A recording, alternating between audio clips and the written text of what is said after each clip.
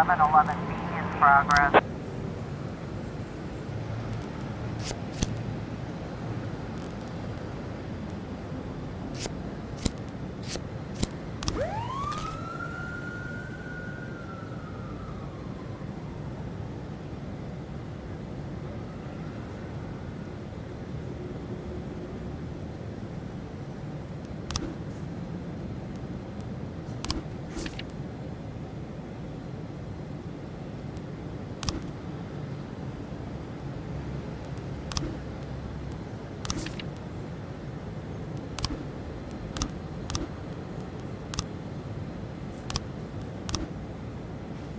Eleven eleven B completion.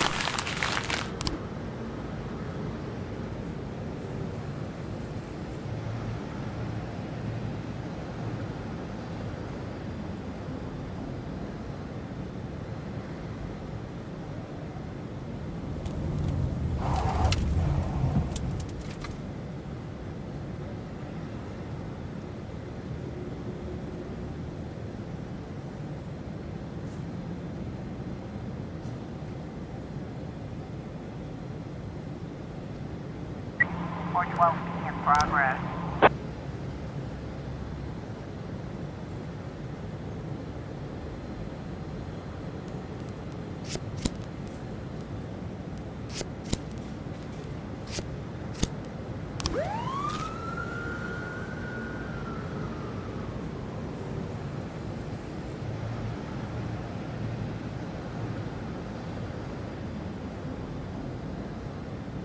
Four 12B.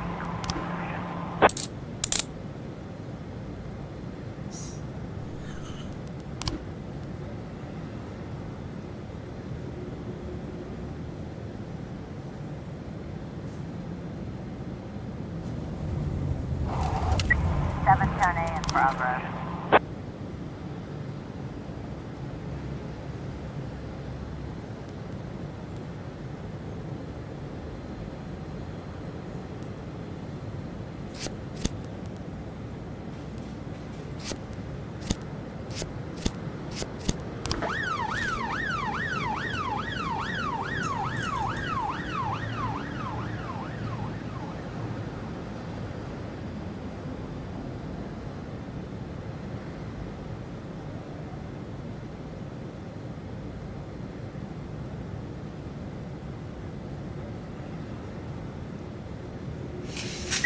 Seven ten A completion.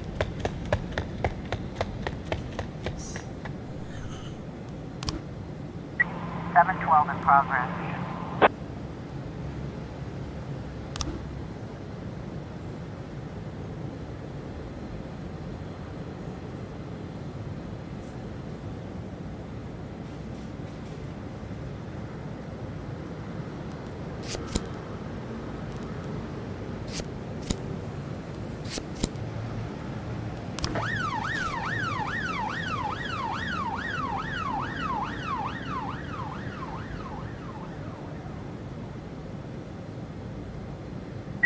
Four 10B in progress.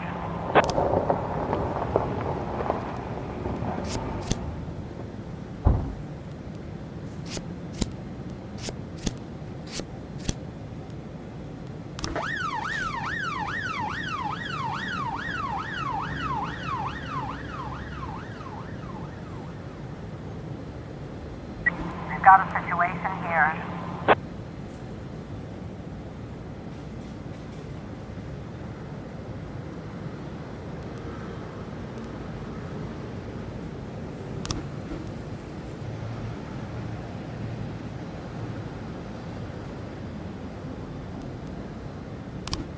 Seven 12 complete.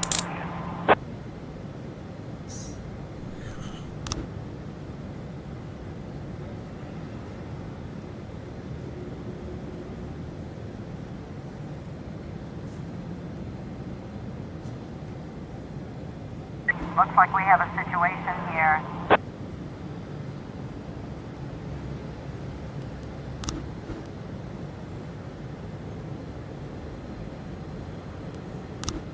Four 10B complete.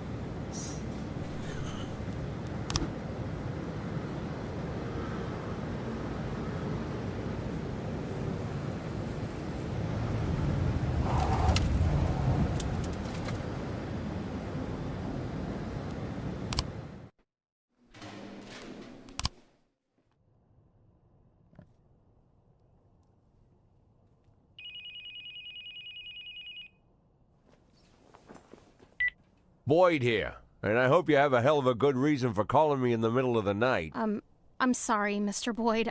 I'll call you back later. No, wait. You're the girl from the prosecutor's office. Lana, right? Yes, exactly. Oh, I'm so embarrassed, Mr. Boyd. The first thing Mrs. Broom told me about you is that you almost never sleep.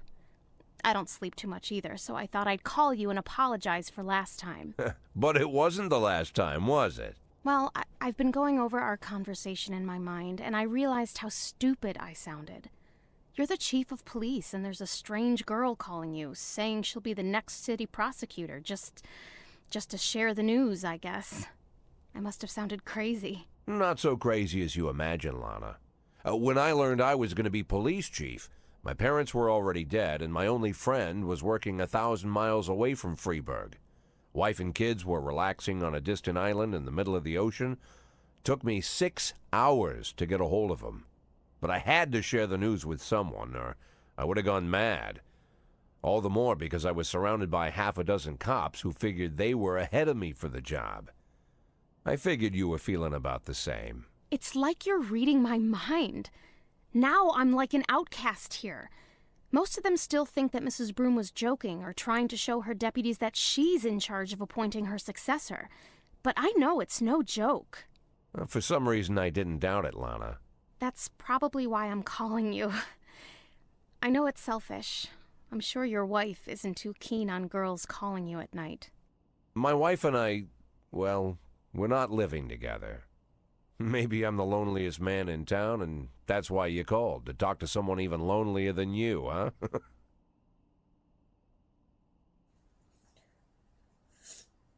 Lana? You know, Mr. Boyd, maybe I'm an idiot, but until this moment, I didn't realize how lonely I am. Well, you're in luck, because now you can call me anytime. But if you do, you'll have to call me Jack. Jack? It'll take more than one phone call to get used to that. Well, we're not in a hurry, are we? True.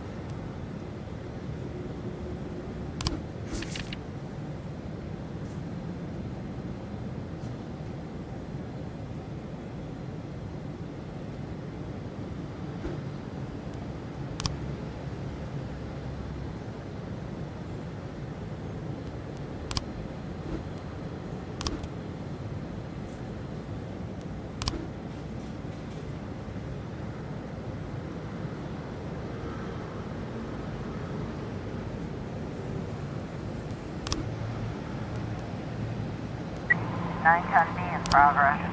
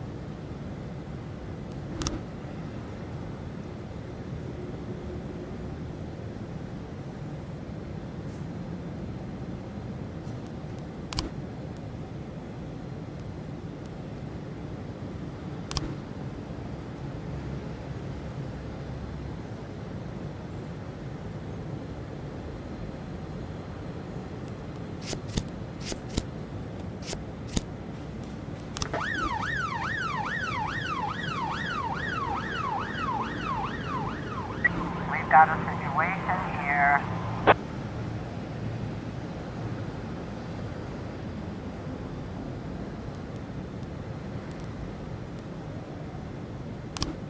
Nine ten B complete.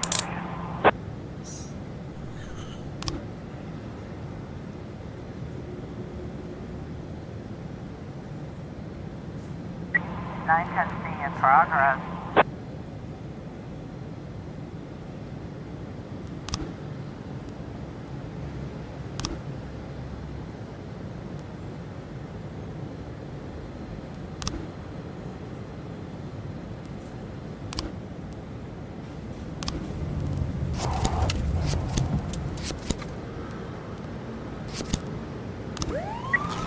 A in progress.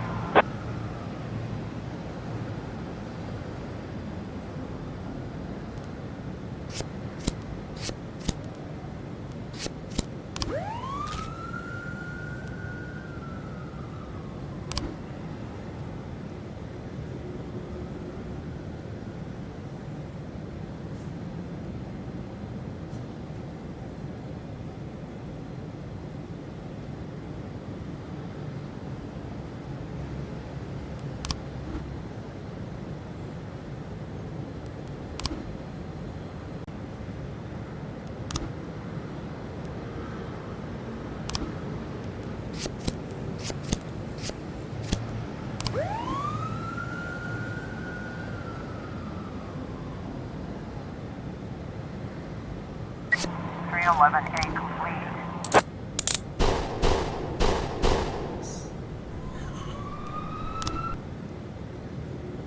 910C complete.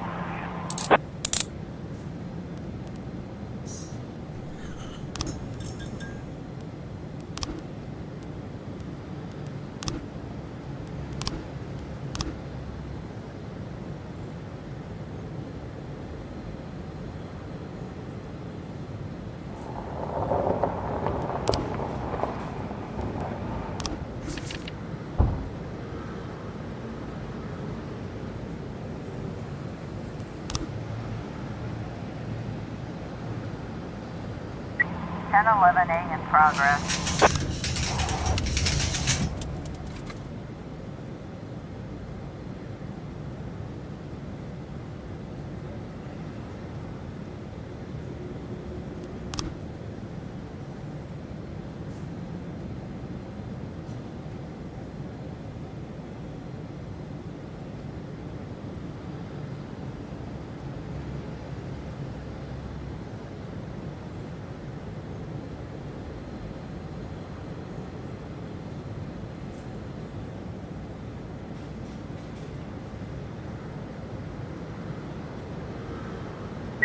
1011A complete.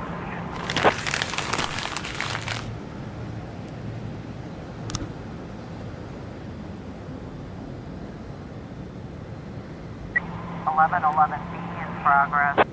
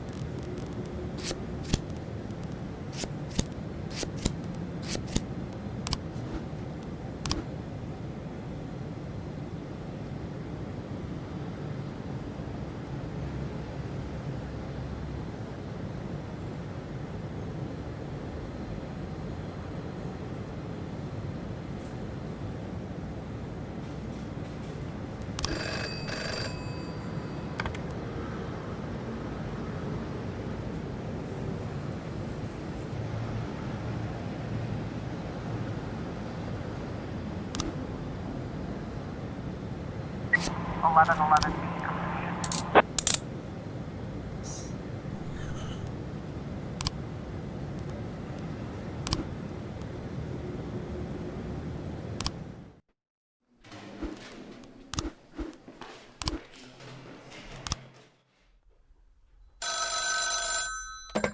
Boyd. Well, finally, Jack. I've been dying to reach you these past 2 weeks, but I thought I should give you some time to recover your strength. How are you feeling? Better than ever, Mr. Sand. Touched by your concern. Well, I hope this doesn't sound too sentimental, Jack. But while you were laying in a coma, I thought about our last meeting many times. It was such a fascinating conversation. You said it yourself. You're a true hunter. No, Mr. Sand, it was you who said that. Was it? Well, it doesn't matter. What is important, Kendrick told me a lot about you, Jack. But I suddenly realized that he didn't give me the whole story. Why is it you only want half? What are you talking about? Well, why is it you only want to make half? Not a whole million, just half. Not 100,000, but 5. It's a very specific figure. How did you arrive at that number? Well, I was looking at a house a couple hours outside of Freeburg, down the river. I figured to buy it, move the family, and set everything up, I'd need right around 500,000. It's not my style to take more than I need. Ah. I must admit, Jack, I imagined all sorts of reasons, but none of them were close to the truth. Are you disappointed, Mr. Sand? No, not with you, Jack. Quite the contrary. I respect you even more. Well, I'm glad to hear that, Mr. Sand. And now if you'll excuse me, I have to go home and get some sleep. Of course, Jack. I just...